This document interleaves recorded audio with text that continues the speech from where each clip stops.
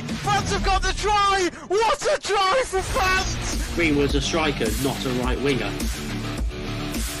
Oh, Bruno! Oh, it's 4-2. Lewandowski's got a hat-trick too, and it's in! And RB Leipzig has scored! Oh, and he has! He has as well! Oh!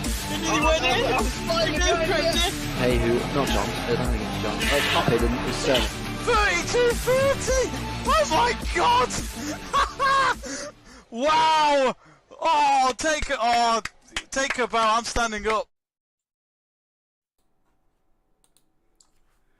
Good evening, everyone, and welcome to Let's Talk Sport for our UFC 272 preview, Covington versus Masvidal, and of course, anything UFC related. I am joined with my good friend, Callum Sanderson. How are you, my friend? Not too bad, brother. How are you? Hey, not too bad. I've had a good day. It's been a long time no see, my friend. It's been I a know, while. it's felt too long. Too long. It's been a while, my friend. How have you been? Yeah, not too bad. Busy. Obviously loved what you did with the watch along. Happy to be back on there. Talk about 272. We had a little chat beforehand, so Yeah. I know it's going to get a little bit back and forth, but I love that. And yeah, I'm happy to be back on a stream with you, bro, because I enjoy it, man. It's a pleasure, mate. Right. Shall we kick off with the main event, or shall we kick off with the undercard and work our way up to the big one? Let's go main event. Okay, let's go main event. So obviously, main event. The grudge match, no title on the line, which sort of shows how big it is in the UFC's eyes, because the main event of pay-per-view without a title being on the line, you've got to be McGregor, Diaz, Lesnar, I think GSP, Anderson Silva, that type of level of star to headline the pay-per-view. Dare I say, Masvidal, his second time now. Yes. I know it's for the BMF. Oh, yeah, and BMF.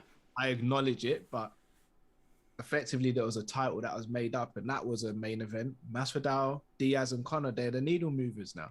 Yeah, absolutely. And you could even say Colby's a bit of a needle mover by his persona and character. Yeah, so we've got Covington, Masvidal, two former teammates, former friends, now turned bitter enemies. It's, mate, if the UFC could dream of a storyline to sell a pay-per-view, this is it, isn't it? Yep. This is it. I reckon Vince McMahon is sitting there somewhere fuming, thinking this could have been a WWE pay-per-view, because he couldn't have written a better story than this. It could be WrestleMania, pal. WrestleMania. And I'll be honest, at first when they started arguing, I was thinking, I wonder if they're just trying to create a little bit of banter and see what way the internet pulls. This is as serious as it gets. Like, this is as serious as it gets. And we've seen people like Conor cross the line with certain things he says. Colby has as well in previous promotions on lead up to fights. This, for me, seems one of the worst in terms of things that have been said from Colby. And it's either going to be a stroke of genius because you've got Masvidal so emotional that he's going to not adhere to a game plan and be reckless, or it's going to be Masvidal channels this and it's going to be one of the worst nights of your life. Jeez, yeah, I think I've seen clips of like interviews that they've done, and jeez, like I sort of cannot wait, but I can't at the same time, because I do have reservations over this fight, about the landscape of where it could potentially go for either guy, because they've both faced Usman twice. They both lost. They've both sort of lost the same way. One got finished, one lost by a decision. So you could either say, and this is sort of built up to be a number one contenders fight, and to be honest, I'm not interested in either of them fighting for the belt again. And this is why I'm not particularly hyped for it in this division, because I feel like that we need some new blood. We need some new blood for Usman. I feel like that he's getting a little bored, and do you really want to be giving him a Covington trilogy, a Masvidal trilogy, yeah, it probably makes him a boatload of money, but that's not really what Usman wants in legacy. So that's probably one of the main reasons why I'm not as hyped for it as other people are. But for the storyline, it's absolutely perfect. And the press conference, when they get that close to each other, it's gonna be it's gonna be money. Dana's gonna be printing money out. Yeah, literally. So I slightly see it different from you, bro. I'm all for rankings. I'm all for fighting your way towards the belt or establishing hierarchy in the division. I am all for it. But sometimes the purist in me just wants to see two men who dislike each other get in there and legally have a scrap. And I think this is what this is. And I'll be honest, and even if Masvidal goes out there and he beats Colby like he did with Askren, for me, he still can't get the title shot because, as you said, he's lost twice as a champion. And it's not like a Holloway situation where both fights were close. Well, the first one with Volkanovski, Volk won that definitely 3-2. The second one, I thought Max won. Yeah, definitely, yes. Usman won decisively both fights against both fighters. The situation here, though, is whoever wins this fight then is potentially one fight away from fighting for the title again, because Leon, it pretty much looks like he's going to get a title shot once Usman's hand heals up. Then next in line would be Luque, probably. But no, it's been confirmed that Hamzat and Burns has been made for 274 in April. There it is then. So you're probably going to get the winner of... So hold on, is Vicente Luque not fighting anyone then? No, I think he's fighting Bilal Muhammad too. Oh, yes. I think that's happening a little bit further down the line. So you can assume that when Usman fights Edwards, the co-main is going to be the winner of Burns, Hamzat, and Masvidal, Covington, which is going to be... Like, that card's going to be money anyway, but I think we're setting up... Yeah, it's a mini tournament, isn't it? Yeah, it's a mini tournament to see who's going to face Usman next. So it's definitely going to be interesting. I do have reservations because I am slightly worried that they've not pulled the trigger earlier on this blood feud. I feel like that if it was before Masvidal fought for the belt both times, that would have been prime. He's just come off the Nate Diaz win, like he's on top of the world, and that would have been the time to do it because his style would be going up and up and up and up, and I just don't know where Masvidal's psyche is going to be after being probably, I think it's the first time in his career he's been knocked out cold. Yeah, it is. Yeah. So and that's my worry because with some fighters they get knocked out cold and that's it. They're never the same fighter again because they're always thinking. Just look at Darren Till after getting knocked out by Masvidal. Took the words right out of my mouth. He's just not been the same fighter since, and I'm worried that's what you're going to get next, or you get the roles reversed. You get the one that knows, okay, I'll get finished. He got finished in Miami, got finished in his hometown, so he can probably think, I don't mind getting finished again. Obviously, he doesn't want to get finished to him. Yeah, but yeah. But here's the thing. I think that comes down to Covington a little bit. And Covington, whether you like it or not, has been kind of very strict and regimented on how he picks fights. Because Woodley should have happened 2-3 years before that fight happened. Yeah. And we all knew, look, I love Woodley, but we all knew going into that fight, Woodley had no chance of beating Covington. Oh, yeah. That version of Woodley had no chance. The version of Woodley who had the belt and was beating likes of Wonderboy and Lawler, that Woodley for me would have destroyed that version of Covington. But Covington kind of stayed away, made sure he picked the fight at the right time, and it benefited him. I don't think there's a coincidence here that Covington has asked for this fight, and Masvidal's not a man that's going to say no. Covington, in my opinion, thinks in his mind that this is the perfect time to get Masvidal. And in theory, he's right. Masvidal's coming off 2 back-to-back losses to Usman, the last of which was a brutal knockout. It seems as though maybe the time is there in Colby's mind to go for Masvidal and pick the bones, as it were. Yeah. What do you think, before we go on to predictions, what do you think happens to the loser? I think the loser gets put back in the... Well, if it's Masvidal, I think Masvidal just chases money fights, a.k.a. Nate Diaz. I think he tries and goes for that fight. I think he's confirmed, like, yeah, not for him.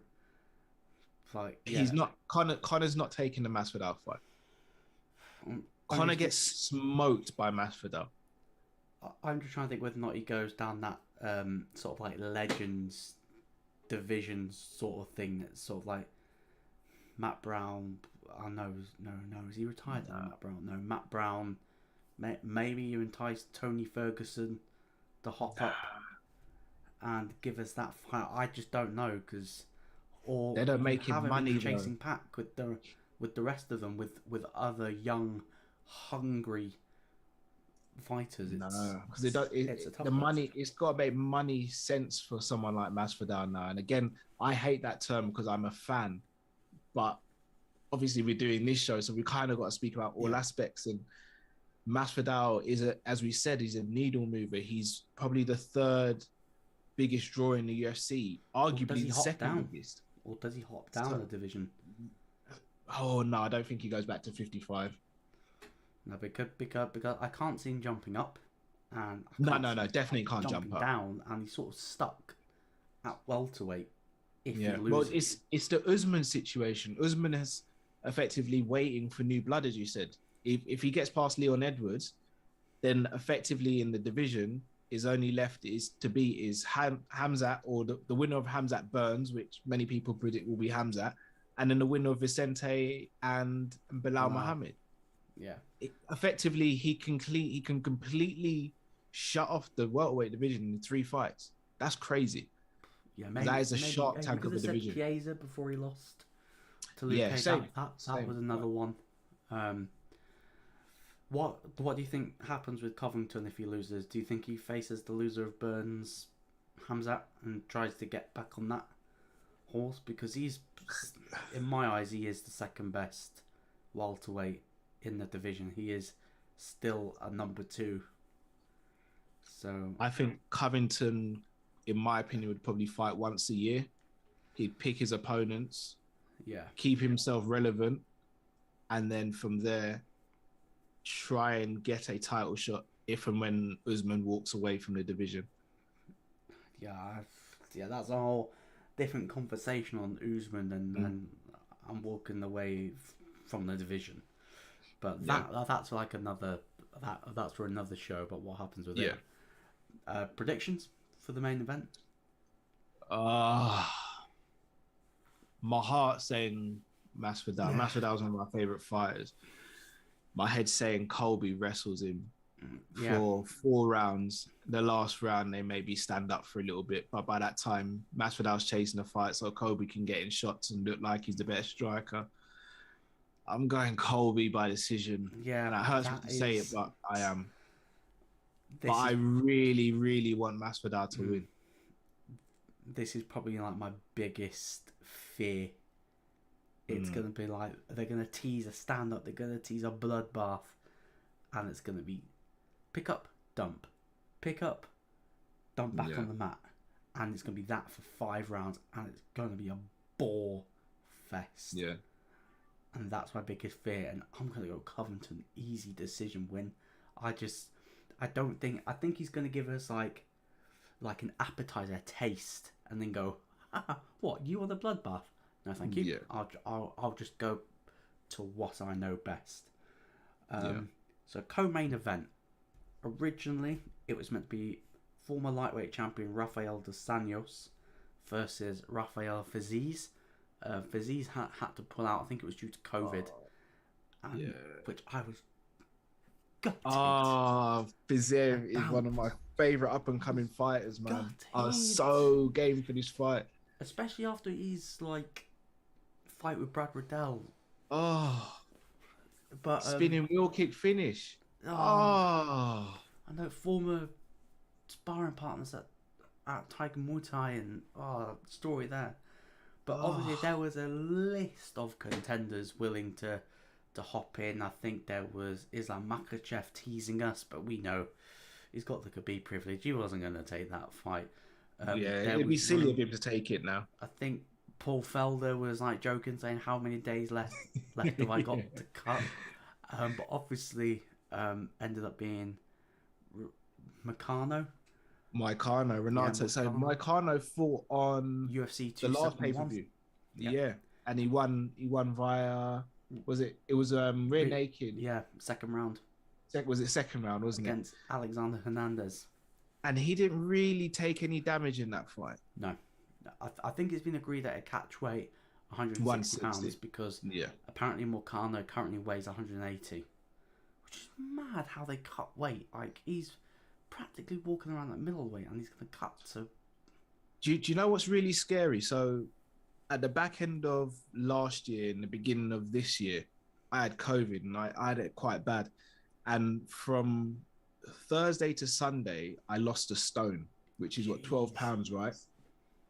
No, I'm not a massive guy. I'm walk around maybe between 13 and 14 stone. But I lost a stone. I went from 14 stone down to 13 stone. And you could physically see it in me. And honestly, bro, I kid you not, for me to walk from up the stairs to down the stairs felt like I was running a marathon. That was the first time where it really dawned on me how dangerous weight cutting is. Because mine wasn't voluntary. I wasn't sitting in a sauna, but I literally lost the weight because I wasn't eating, because I was ill, because I had a high fever. It's crazy. These guys are putting their bodies through such immense strain and pressure. It's crazy. Unless you're lucky, to lose 20 pounds. Like, I'm gonna pick a fight like Izzy walks around at 190. He's got 5 pounds to cut. Yeah. Basically, it's like having a massive you-know-what, and then that's the way it's done. Plop. Done. So, but other fighters, I think Usman walks around at 200, cuts to 170, which is massive. I think Connor's walking around at 185. I imagine he's going to cut to 55 at some point, which is going to be mad. But yeah, like other fighters, especially at the lighter weight divisions, I think you've seen more weight misses recently, especially at the lighter ones. I think, yeah, the weight misses are ridiculous. I think that they should change the rules and they could have, and people should go through body testing about what your body can safely cut and go, that's your division, unless you can prove to us otherwise that you can cut lower. Then that's I like that idea. Yeah, because it keeps the fighters safe. It makes sure that they can prolong their careers, because weight cutting is dangerous, especially if you don't do it safely. Very. But as I said, bro, I cut 12 pounds I lost 12 pounds in 3 days. Some of these guys are doing that in one night. Yeah, just look at Paul Felder.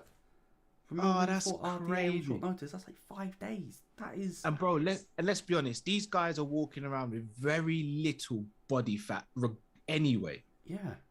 So you're literally stripping down and like dehydrating your body, draining it of water, minerals that you need to walk around and live. It's not a coincidence that as soon as they finish weighing in, they grab a bottle of some sort of liquid and they start chugging it down. Remember the Paulo Costa Vittori fight?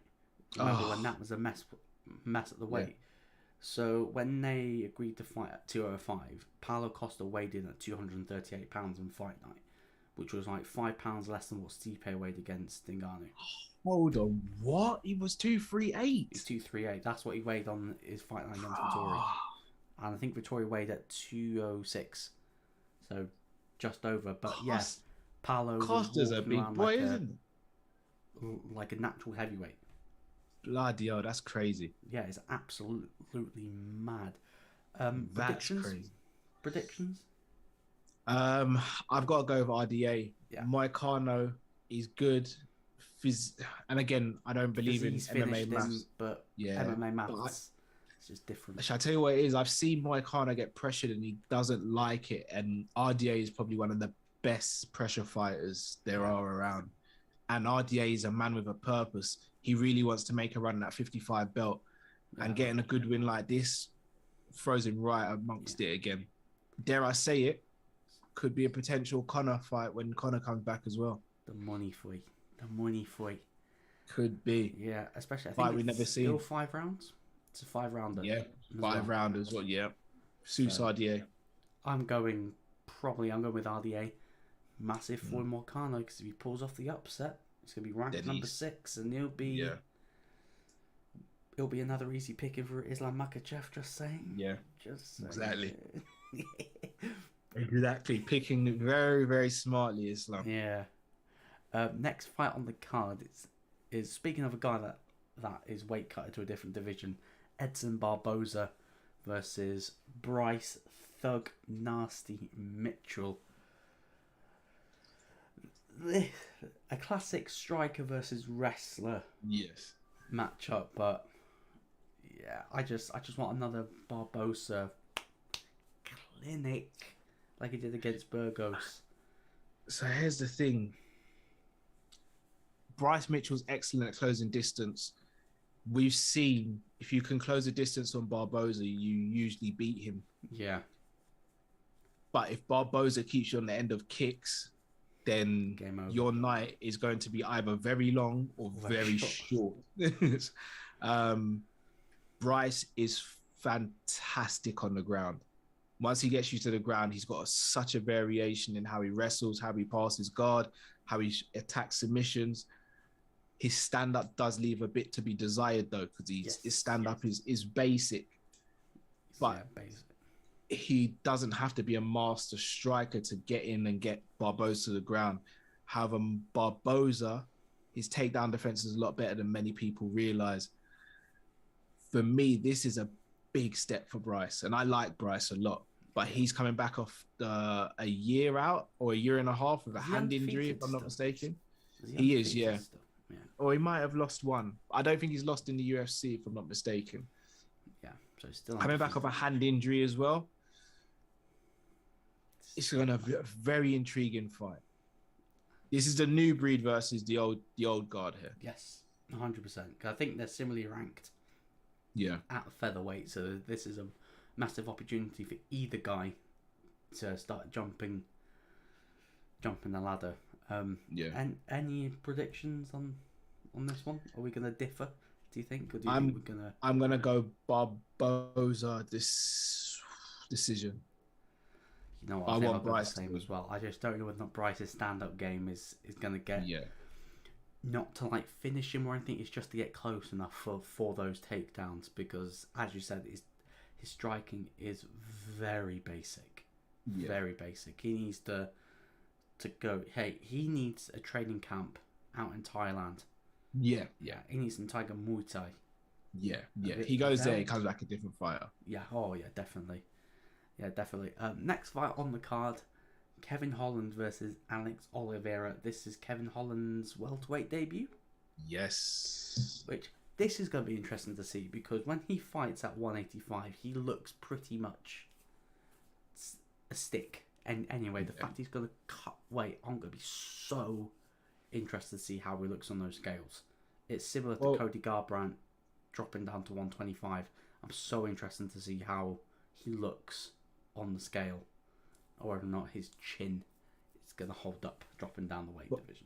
Well, here's the thing. Apparently, he didn't cut weight to make 85. So that was his walk around weight, similar to Izzy. Because Izzy's already said he could make 170 if he wanted to. I think he said like he'd have to lose a leg. Who Izzy said that? 170. Yeah, I think Izzy said like is it? I'd have to lose a leg to go to cut. I think Izzy walks around at 190, 195. So I think he said like he have to kill himself to do it. But yeah, I don't think we'd ever see him dropping down to 170. I don't think Holland would have to, though, because if I'm not mistaken, Holland weighed in a couple of times like 182 and things like that. So I genuinely think Holland is going to be better at the weight because he won't be undersized. Because as you said, Vettori walked into his fight probably in excess of 210 pounds maybe. Yeah, so again, Vettori is a fantastic wrestler, but when you're a wrestler, plus you've got maybe looking at a 30-pound weight advantage, the ball's in your court. Same with the Derek Brunson fight. Just took him down. Yeah, and just held him there. Weight, just held him there. Yeah, but this is not a fight that I expect to see spend much time on the ground. Alex Oliveira is a wild man. Kevin Holland is a wild man. They both look for the finish. They both enjoy fighting. They both will let you know they enjoy the fight. This is my potential fight of the night. You took the words out of my mouth, Luke. This is like the sleeper on the card. Yes. To be an absolute... Dana better get them the paychecks out. I think this is going to be a money fight. I think I'm going to go with a Kevin Holland win. I think this will be big for him. I think, will he become champion at 170? Probably not, but there's plenty of entertaining fights for him, and he's definitely an interesting character, a character that fans can get behind, and the fact that he brought a troll over to his gym and beat the crap out of him. Twice. So he's already a G in my book. So I'm going with I'm probably gonna go Holland finish. Don't round 2. I'm gonna go round 2. Let's get my neck on the line. Yeah, I'm gonna go the exact same. I'm going round 2, finish via strikes. I think he'll knock him down and then finish it on the ground with strikes. Yeah, round. definitely. But I think the first round, I think it's going to be fireworks, and I think Holland will just catch him in a second. Yeah, I think so. Final fight on the main card, the opener, Spivak versus Greg Hardy. Spivak is coming off that brutal knockout to Tom Aspinall. Big up Tom Aspinall. Clean the elbow. The strike with the elbow was different. Even I think Tom Aspinall said my elbow probably hurts more than his head. At the moment, and then obviously Greg Hardy got brutally knocked out by Tuivasa, which is great to see. Tuivasa. Yeah, my guy. Tuivasa. And anyone that knocks out Greg Hardy, superb, because he's a piece of what. Yes. So let's keep this one short and sweet, because I'm going Spivak knockout inside the couple. Yeah. Easy. I am as well. If I'm not mistaken, this is Greg's last fight on his contract as well. He needs to hit the regional circuits. Came into the UFC way too early. I think it was a pet project by Dana.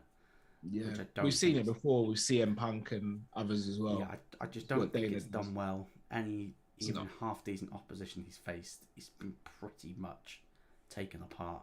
He's been practically finished. I think his record's 7-4 at the moment. The fact he's even got a win is stunning. Yeah, to me. So I see Spivak stopping Greg Hardy.